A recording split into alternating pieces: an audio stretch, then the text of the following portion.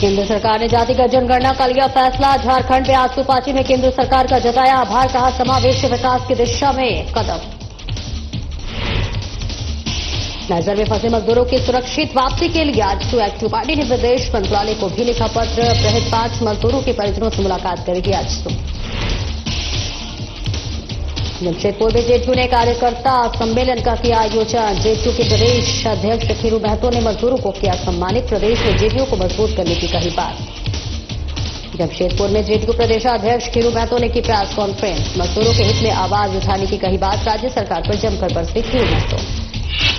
और रांची में 6 मई को होने वाली संविधान बचाओ रैली की तैयारी तेज। जमीनी स्तर पर कार्य कर रही कांग्रेस, वरिष्ठ नेताओं को किया जा रहा आमंत्रित। नमस्कार, स्वागत है आपका और मैं हूं आपके साथ सपना दीपक मद्देशिया। बुलेटिन का आगाज करेंगे। साल भर से लटकी जातिगत जनगणना को आखिरकार हरी झंडी मिल गई। झारखंड में एनडीए की सहयोगी पार्टी आजसू ने प्रेस वार्ता कर केंद्र सरकार का आभार व्यक्त किया। आजसू पार्टी के केंद्रीय प्रवक्ता देवशरण भगत ने प्रेस वार्ता करके कहा कि काफी समय से ये लंबित मामला था, जिस पर केंद्र सरकार ने फैसला लिया है। इस निर्णय को सामाजिक समानता, न्याय और समावेशी विकास की दिशा में एक क्रांतिकारी कदम का रूप होगा। इससे भारत के सामाजिक आर्थिक परिदृश्य को बदलने वाला कदम करार दिया और ताजपोशी का काम कांग्रेस कर रही है। वहीं कांग्रेस पार्टी ने कहा कि केंद्र सरकार का यह फैसला स्वागत योग्य है, लेकिन इसका श्रेय राहुल गांधी को जाता है। झारखंड प्रदेश कांग्रेस महासचिव राजेश गुप्ता ने कहावत सुनाते हुए आजसू पार्टी को घेरते हुए कहा कि हमारे जन नेता लड़ाई लड़े और आजसू पार्टी वाहवाही लूट रही है। भारत सरकार के द्वारा कल के कैबिनेट में सामाजिक न्याय को लेकर के जातीय जनगणना पूरे देश में करने के निर्णय को पार्टी एक ऐतिहासिक फैसला मानती है, क्योंकि आजसू पार्टी हमेशा से सामाजिक न्याय के पक्षधर रहे हैं। हमारे पार्टी के बैनर में भी देखेंगे हमारा प्रयास सामाजिक न्याय और विकास। हमें मानते हैं कि सामाजिक न्याय के बगैर विकास का दरवाजा खुलता नहीं है। इसलिए हम लोग हमेशा झारखंड में इस बात को लेकर के जोर देते रहे हैं और आज से नहीं, जब से हम लोग चुनाव की बात या महाधिवेशन में या कई एक बार हम लोग सामाजिक न्याय या जातीय जनगणना झारखंड में हो, इसको लेकर जोरदार तरीके से, मुखर तरीके से आंदोलन भी किए। कभी मुख्यमंत्री के समक्ष हम लोगों ने पदयात्रा किया, न्याय यात्रा किया, विधानसभा का घेराव भी किया। हम गवर्नर के समक्ष भी जाकर के मेमोरेंडम दिए। हम सुप्रीम कोर्ट का दरवाजा भी खटखटाए कि पिछड़ों के साथ न्याय हो। केंद्र सरकार ने ये निर्णय लिया। अब तो ज्यादातर नेताओं का यह है कि होड़ कौन लेगा, उसका क्रेडिट कौन लेगा, इसकी बात हो रही है। लेकिन जो निर्णय लेता है उस सबसे बड़ा क्रेडिट तो उसके पास जाता है। और हम लोगों ने शुरू से ही लड़ाई लड़ी, एनडीए में रहते हुए इस बात को उठाया, तो स्वाभाविक रूप से हमारे विचारों को आत्मसात किया गया, हमारे अनुरूप निर्णय लिया गया। इसलिए हमने कहा कि ऐतिहासिक। कहावत है ना कि फलना के शादी में फलना दीवाना, वही है आप जिसकी बातें कर रहे हैं। लड़ाई लड़े कौन? हमारे जन नेता, न्याय योद्धा राहुल जी ने पिछले लोकसभा चुनाव में से लेकर लगातार सदन में भी, पार्लियामेंट के सदन में भी उन्हें इस बात को रखा है। अब पूरा देश इस चीज को जानता है। किस तरीका की बात करते हैं? हमें लगता है कि ज्ञान का अभाव है। और मैंने बताया है कि फलना के शादी में फलना दीवाना, वही हाल बीजेपी के साथ उनकी रह रही है। और केंद्र सरकार की ओर से कैबिनेट से जातिगत जनगणना करवाने की मांग का फैसला सुनाने के बाद झारखंड प्रदेश कांग्रेस ने प्रेस वार्ता कर केंद्र सरकार का आभार व्यक्त किया। प्रदेश कांग्रेस ओबीसी चेयरमैन अभिलाष साहू ने कहा कि यह निर्णय कांग्रेस नेता राहुल गांधी के आंदोलन की वजह से सामने आया है। साथ ही उन्होंने केंद्र सरकार पर आरोप लगाते हुए कहा कि जिस प्रकार से 27% ओबीसी आरक्षण का मुद्दा लंबित रहा, कहीं उस प्रकार से भी ये मुद्दा लंबित नहीं रह जाए। जनगणना को लेकर के केंद्र सरकार द्वारा जातिगत जनगणना को जो निर्णय लिया गया है, उसका झारखंड कांग्रेस के तरफ से, झारखंड प्रदेश कांग्रेस कमेटी के ओबीसी विभाग की तरफ से पूरा समर्थन है और मैं इसका स्वागत भी करता हूं। आज ये जो निर्णय हुआ है, ये हमारे नेता राहुल जी का सोच है। राहुल जी ने सड़क से लेकर सदन तक लगातार इस हमारे वर्ग के लिए, ओबीसी वर्ग के लिए संघर्ष करते रहे और पहली बार उन्होंने ये महसूस किया कि ये उपेक्षित वर्ग है, जिन्हें एक आरक्षण की जरूरत है। इनके आबादी के अनुरूप इन लोग को आरक्षण प्राप्त नहीं होता, इन्हें मौके प्राप्त नहीं होते हैं। मैं इसके लिए अपने नेता राहुल गांधी जी और हमारे राष्ट्रीय नेता खड़गे जी, साथ में हमारे जो ओबीसी विभाग के जो अध्यक्ष हैं अनिल जयहिंद जी, मैं उनका सबका आभार तहे दिल से झारखंड प्रदेश के ओबीसी विभाग और पूरे झारखंड के जनता के द्वारा देता हूं। लेकिन हमें शक है कि जिस तरह से 27% जो आरक्षण का मामला अभी भी झारखंड प्रदेश का जो मामला लंबित है, उसी के अनुसार कहीं ये भी मामला लटक जाए। तो झारखंड के तरफ से मैं ओबीसी विभाग का चेयरमैन होने के नाते मैं ये केंद्र से मांग करता हूं कि कुछ भी काम हो, ये उसके लिए एक डेडलाइन होना चाहिए। इसके लिए हमारे राष्ट्रीय नेता ने भी यही मांग किया है और साथ में एक बजट का भी एलोकेशन होना चाहिए, जिसके तहत हमारे इस कार्य को हम लोग आगे बढ़ा सके आराम से। आज पार्टी का एक प्रतिनिधिमंडल गिरिडीह जिले के बागोदर जाएगा और नाइजर में अपहृत 5 मजदूरों के परिजनों से मुलाकात करेगी। पार्टी के केंद्रीय प्रवक्ता डॉक्टर देवशरण भगत और संजय मेहता ने रांची में आयोजित संवाददाता सम्मेलन को संबोधित करते हुए बताया कि बागोदर के 5 मजदूरों का नाइजर में आतंकियों ने अपहरण कर लिया है। उन्होंने बताया कि आतंकी हमले में 12 लोगों की मौत हो गई है, जबकि झारखंड के 5 मजदूरों का अपहरण कर लिया गया है। इस गंभीर मुद्दे को लेकर पार्टी ने विदेश मंत्रालय को पत्र भी लिखा है, जिस पर कार्रवाई की जा रही है। आज पार्टी के नेता संजय मेहता ने बताया है कि नाइजर में स्थानीय पुलिस हेलीकॉप्टर से लगातार सर्च अभियान चला रही है, लेकिन अभी तक कोई सफलता नहीं मिली है।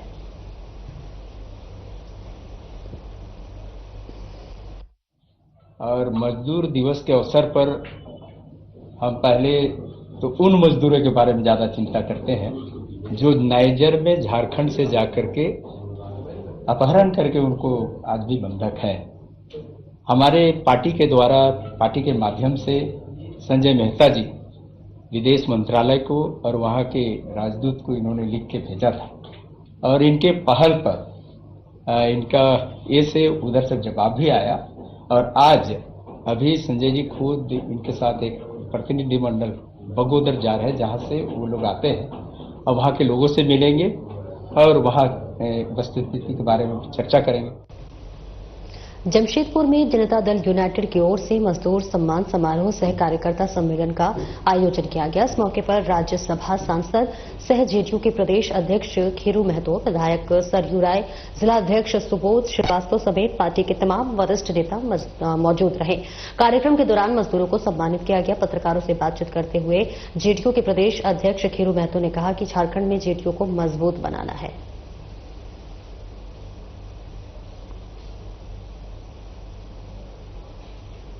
और वहीं केंद्र सरकार की ओर से जातिगत जनगणना की स्वीकृति के बाद विधायक सह कांग्रेस विधायक दल के नेता प्रदीप यादव ने अपने गोड्डा मुख्यालय आवास पर प्रेस कॉन्फ्रेंस आयोजित की। इस दौरान उन्होंने कहा कि कांग्रेस के नेता राहुल गांधी की ओर से देश के हर गली और सड़क पर किए गए आंदोलन की वजह से बीजेपी और केंद्र सरकार को जातिगत जनगणना करना मजबूरी हो गई है और इसे स्वीकृति भी दी गई है। ये कांग्रेस की वर्षों की लड़ाई थी। ये सिर्फ जनगणना ही नहीं, इससे आने वाले समय में जिसकी जितनी आबादी उसकी उतनी भागीदारी सुनिश्चित होगी। ये कांग्रेस का क्रांतिकारी निर्णय था जो आज पूरा होता नजर आ रहा है। जाति जनगणना का भारत सरकार ने फैसला किया है और कांग्रेस पार्टी का मानना है, हमारे नेता का मानना है, मेरा मानना है कि यह निर्णय जाति जनगणना देश के विकास में क्रांतिकारी परिवर्तन लाएगा, विकास में एक बड़े नए आयाम को पैदा करेगा। जाति जनगणना केवल जातियों की गिनती नहीं है,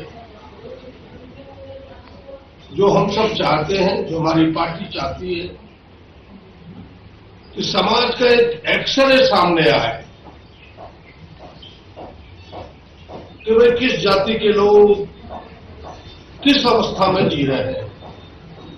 देश की आजादी के 75 साल बाद विकास में उस जाति की भागीदारी कितनी है, कितने लोग उनके सरकारी नौकरियों में। जमशेदपुर में राज्यसभा सांसद सह जेडीयू प्रदेश अध्यक्ष खीरू महतो ने प्रेस कॉन्फ्रेंस की। इस बीच आपको बता दें कि उन्होंने कहा कि जेडीयू मजदूरों के हित में हमेशा आवाज उठाती रहेगी। वहीं राज्य सरकार के संबंध में पूछे जाने पर खीरू महतो ने राज्य सरकार पर जमकर हमला बोला।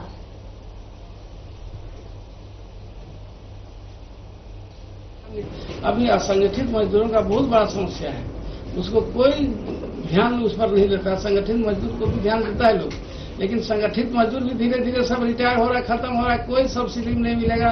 कोल इंडिया हो चाहे आपका टाटा स्टील, सब जगह यही स्थिति बन रही है कि आउटसोर्सिंग ले आया है। अभी श्राप आदमियों के ऊपर में जो धीरे धीरे स्वतः समाप्त हो रहा, मशीनीकरण आ गया, उसके बाद आदमी खत्म हो जाएगा रिटायरमेंट के बाद। बहालियां तो एक भी नहीं हो रही है। एक दिन ऐसा पाएंगे कि सिर्फ ऐसा कॉन्ट्रैक्टर चल रहा है और कहीं कुछ नहीं है। 2-4 ऑफिसर रहेंगे जो कोयला नापी भी करेंगे और उसको ऐसा दिखाएंगे इतना हमने ऐसा प्रोडक्शन किया है। ये स्थिति बन रही है। तो मजदूरों की समस्या पर है तो हमें सोचना होगा, पूरे देश के लोगों को सोचना पड़ेगा। आखिर जिस उद्देश्य से राष्ट्रीयकरण हुआ था, आज कहाँ हम लोग खड़े हैं, ये तो देखना पड़ेगा। आपको यहाँ टाटा कंपनी के सामने हम लोग हैं, यहाँ भी टाटा के मजदूरों की समस्या सबसे ज्यादा रहता है।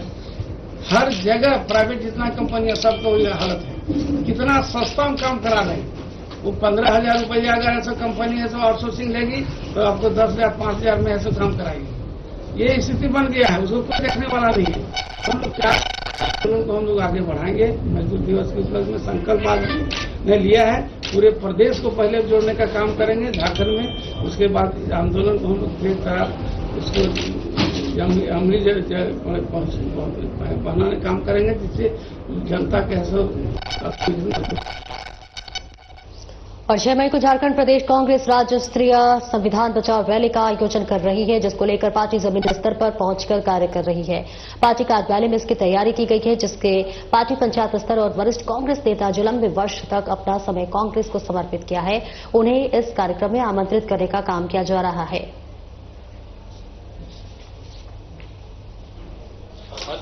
आपा कांग्रेस पार्टी बहुत लंबे समय से, बहुत पहले से इस चीज को करती आई है। जो हमारे कार्यकर्ता रहे हैं और कांग्रेस की जो नीतियां रही है उसको उन लोगों तक पहुंचाया जाता है, और वो लोग जो गांवों पे निवास करते हैं वो कांग्रेस की नीति सिद्धांत को बताने का काम करती है। आज हमारा 6 मई को इस राज्य में राज्य स्तरीय रैली हो रहा है, संविधान बचाओ रैली। और संविधान बचाओ रैली जो है वो कहीं ना कहीं इस राज्य की और पूरे देश के लोगों को उसी संविधान प्रदत्त शक्तियों के द्वारा अपने कार्यों को करते हैं और विश्वास भी करते हैं।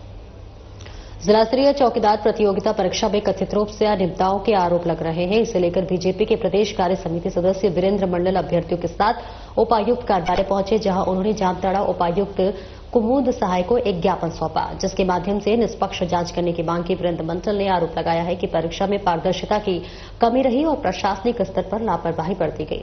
वहीं उपायुक्त कुमुद सहाय ने आरोपों को निराधार बताते हुए कहा है कि सभी आरोप अज्ञानतावश लगाए जा रहे हैं। मैंने पिछले दिनों ही मामला को प्रमुखता से उठाया है और इस संदर्भ में काफी मुखर और मुखरता से आगे भी जो है जनहित है। यहाँ के स्थानीय नौजवानों के लिए, बेरोजगारों के लिए मुझे चाहे आंदोलन करना पड़े, उच्चाधिकारी के पास उच्च स्तरीय जांच के लिए जाना पड़े या उच्च न्यायालय का दरवाजा खटखटाना पड़े, मैं करूँगा। सबसे बड़ा मामला ये है कि जामताड़ा जिले में चौकीदार नियुक्ति प्रक्रिया में काफी धांधली हुई है, गड़बड़ी हुई है, कदाचार भी हुई है। मैंने पहले भी कहा है कि उपायुक्त महोदया के माध्यम से पत्र जारी करते हुए यह निर्देश दिया गया था कि जो प्रश्न पत्र होगा वह प्रश्न पत्र जो है 4 सीरीज में होगा। सरायकेला में मजदूर दिवस के अवसर पर कोल्हार मजदूर यूनियन की ओर से गमरगिया स्थित घोड़ा बाबा मंदिर में एक विशेष गोष्ठी का आयोजन किया गया। इस कार्यक्रम में मुख्य रूप से यूनियन के संयोजक पूर्व विधायक अरविंद सिंह, डॉक्टर ओपी आनंद, बीटीओ अभय द्विवेदी समेत अन्य गणमान्य लोग मौजूद रहे। गोष्ठी में मजदूरों की समस्याओं, उनके अधिकारों और विभिन्न मुद्दों पर गहरी चर्चा की गई और इस दौरान मजदूरों के पीएफ, ईएसआई वेतन की संगति को दूर करने पर विचार विमर्श किया गया और इसके साथ ही कंपनियों की ओर से मजदूरों के शोषण और न्यूनतम मजदूरी की अनदेखी की भी निंदा की गई। ऐतिहासिक दिन है, 1 मई मजदूरों का दिन है। हम लोग सब मजदूरों को लेकर के आज हम लोग ये प्रोग्राम करवाए हैं। यहाँ बहुत सारी समस्याएं थी, उसको लेकर के विचार विमर्श हुआ और उसको एक नई ताकत, एक नया रूप हम लोग देंगे। पूरे भारतवर्ष मजदूर दिवस मनाया जा रहा है और खास करके कोल्हान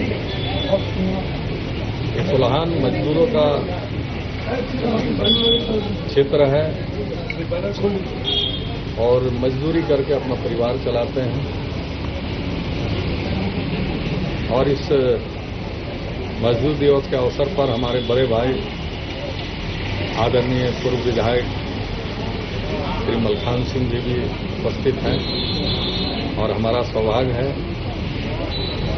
कि सरायकेला क्षेत्र में आने का मौका मिला और हर संभव मजदूर के साथ रहते हैं। चांडिल प्रखंड स्थित शहरबेड़ा गांव में टोला टोईलुंग फुटबॉल मैदान में सामाजिक कार्यकर्ता बाबूराम सोरेन के नेतृत्व में शहरबेड़ा ग्राम सभा के सदस्यों ने प्रेस कॉन्फ्रेंस आयोजित कर ग्राम प्रधान रविन्द्रनाथ तंतुबाई की कार्यशैली पर सवाल उठाया। इस दौरान उन्होंने लगातार शहरबेड़ा ग्राम में अवैध तरीके से सरकारी योजनाओं का क्रियान्वयन किए जाने सहित चबूतरा, चेक डैम और हॉस्पिटल निर्माण में हो रही धांधली को लेकर ग्राम प्रधान को दोषी ठहराया।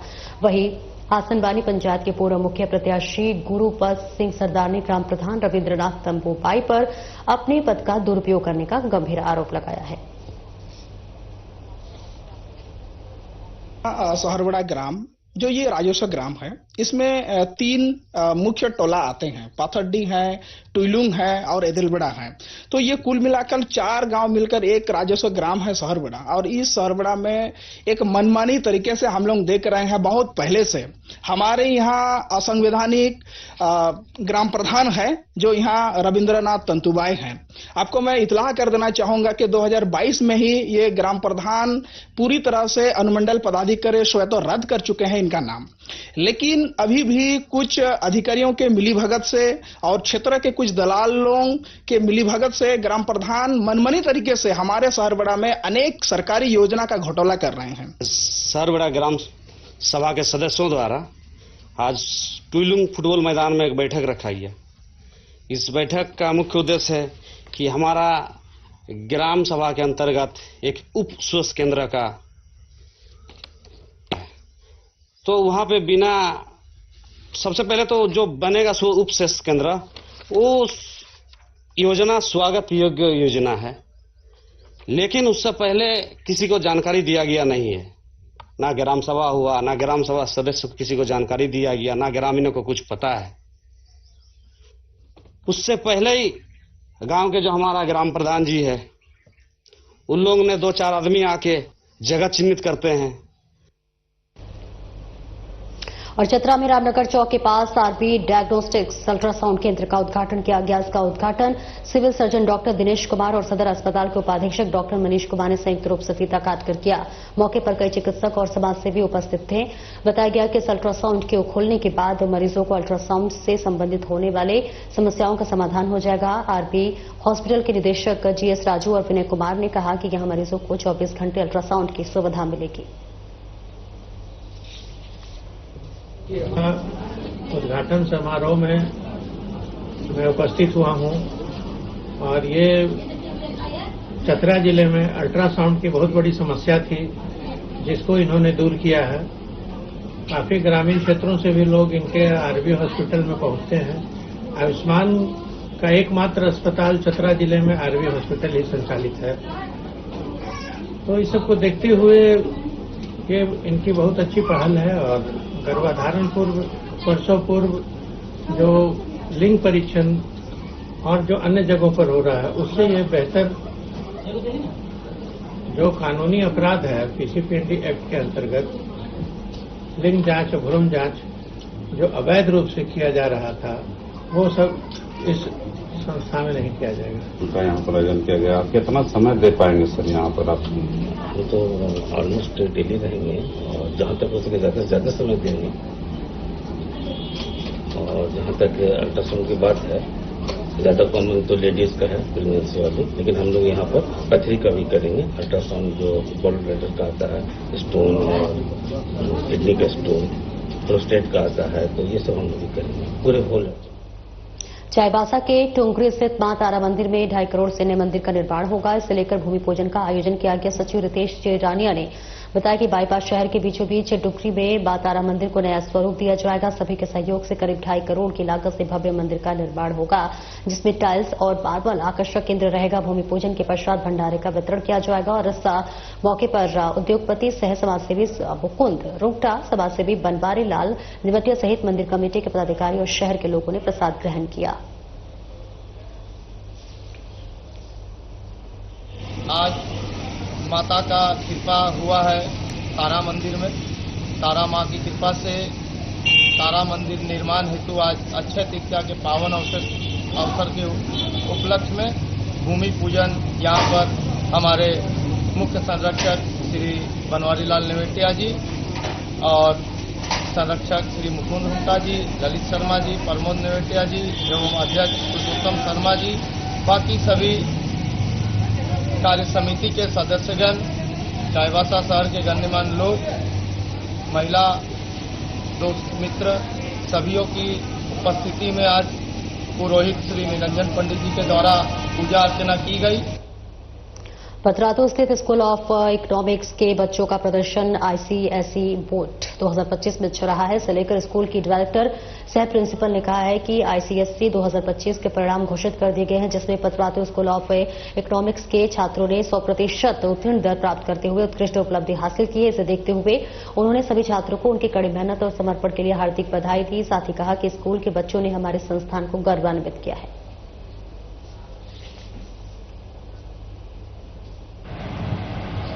I am principal of Pratharathu School of Economics, and I want to share with you the excellent results that my students this year have given.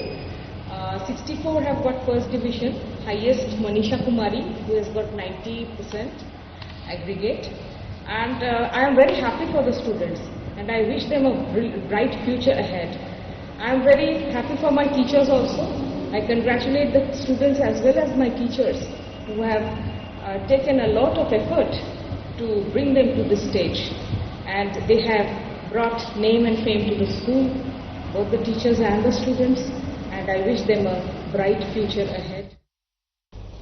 Lions club Hazaribagh की ओर से अक्षय तृतीया के मौके पर सामूहिक विवाह समारोह का आयोजन किया गया। समारोह में आर्थिक रूप से कमजोर वर्गों से आने वाले जोड़ों का विवाह संपन्न कराया गया। समारोह में न केवल वैवाहिक रस्में विधिपूर्वक कराई गई, बल्कि सभी जोड़ों को आवश्यक गृहस्थ जीवन की सामग्री भी प्रदान की गई। इस संबंध में लायंस क्लब की अध्यक्ष सुधा वर्मा ने बताया कि इस मौके पर इस तरह के आयोजनों से समाज में समरसता और सहयोग की भावना बढ़ती है। स्टार्टिंग है, पहल शुरुआत किए हैं हम लोग लायंस क्लब की तरफ से सामूहिक विवाह का। ये आज शुरुआत है और लगातार हम लोग ये कार्यक्रम करते रहेंगे। जिसको भी जैसे भी जरूरत होगा हम लोग से संपर्क करें, जोड़ा आए और हम लोग लायंस क्लब की तरफ से मदद करेंगे इसके शादी में सहयोग। क्योंकि 2 से भी अधिक जोड़ों को आज सम्मान दिया गया है, सहयोग राशि दी गई है, क्या कुछ दिया है आज आपने? आज हम लोग अथक प्रयास के बाद हम लोग का सीलिंग फैन है, फ्रूट्स है, साड़ी है, डिनर सेट है और रेडियो है और भी कई तरह के सामान। रामगढ़ जिले के बदानी नगर बासल क्षेत्र और बर्ग का काना ओपी क्षेत्र में बालू का अवैध कारोबार जोरों पर है, जिससे कि राजस्व की चोरी हो रही है। बताया गया है कि बालू माफिया बालू का अवैध उत्खनन पतरातू, नलकारी और उमीमारी के नदियों से कर रहे हैं। दिन रात दर्जनों हाईवा और ट्रैक्टर से बालू का अवैध उठान किया जा रहा है, जिससे कि हर माह करोड़ रुपए के राजस्व की चोरी हो रही है। वही नदियों में बालू का अवैध उत्खनन होने से नदी के किनारे कृषि योग्य भूमि को भी नुकसान हो रहा है।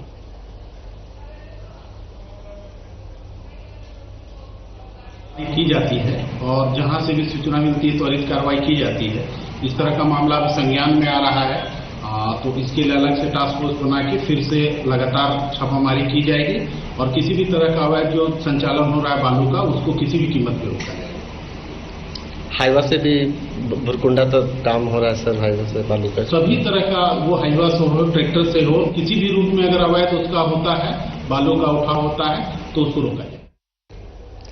महुआडांड प्रखंड के ओरसा गांव में एक बार फिर नक्सलियों का खूनी चेहरा सामने आया है, जहां नक्सलियों ने सड़क निर्माण कार्य में लगे वाहनों को आग के हवाले कर दिया है। साथ ही एक मजदूर को गोली मार दी गई, जिससे उसकी मौके पर ही मौत हो गई। मृतक की पहचान ओरसा गांव निवासी अयूब खान के रूप में हुई है, जो सड़क निर्माण कार्य में मजदूर के रूप में काम कर रहा था। घटना की सूचना मिलने के बाद मौके पर पहुंची पुलिस और सुरक्षा बल तलाशी अभियान चला रही है।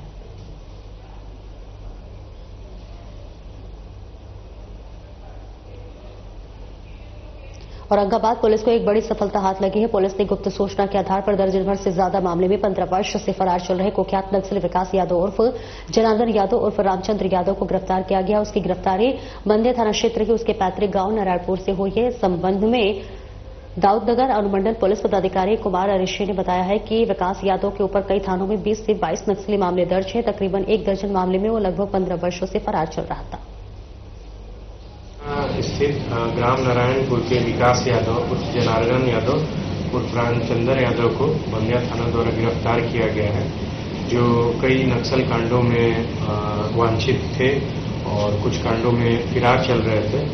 वर्तमान में इनको वो थाना कांड संख्या 4810 में गिरफ्तार किया गया है, जिसमें इनके विरुद्ध न्यायालय से नॉन अवेलेबल वारंट इशू था और इनके ऊपर लगभग 20 से 22 मामले दर्ज हैं, जिसकी अभी पड़ताल की जा रही है। वर्तमान में 10-12 केस की जानकारी मिली है और अब इनको न्यायिक। फिलहाल इस बुलेटिन में इतना ही। नमस्कार।